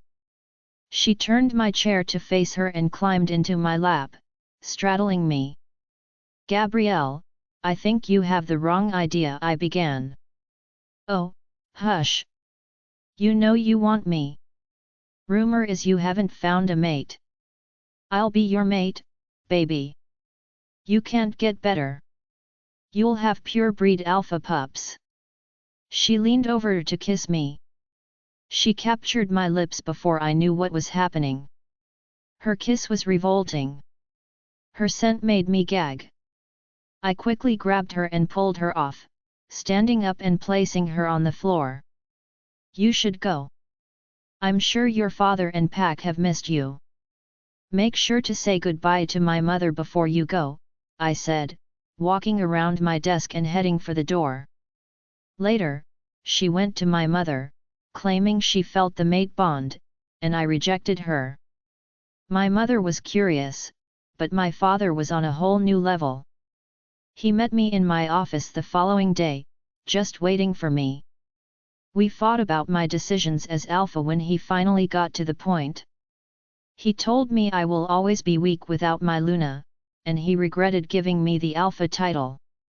He wanted me to accept Gabrielle and mark her right away. He wasn't happy when I refused. I was so angry I told him about Aelia. I told him that I tricked him into letting her go, and I took care of her expenses until she was on her feet. I told him I rejected her to keep her safe and that I wouldn't accept another even if the moon goddess gave me another mate. He left my office furious with me. My father and I have been at odds since. I don't believe he ever told my mother because her efforts to find me a mate have continued. I moved close to her. I brought my other hand to her cheek and held her tiny, beautiful face in it. Sparks ignited everywhere our skin touched. She involuntarily leaned into my touch. "I don't understand this either, Aelia. I still feel the bond. Your scent is like air, and I didn't know I've been suffocating for 3 years now. Touching you sparks something in me. I made a mistake, a lot of them actually. I could spend my whole life trying to make it up to you, and it wouldn't be enough. I will do anything you ask." Except take the money back. I will help figure out why this bond is still there. I will help you find out why you have these feelings even without a wolf. I want to make you happy if you will give me a chance.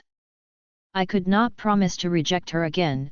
I honestly didn't know if I physically could. Just the thought of rejecting her a second time made me want to die.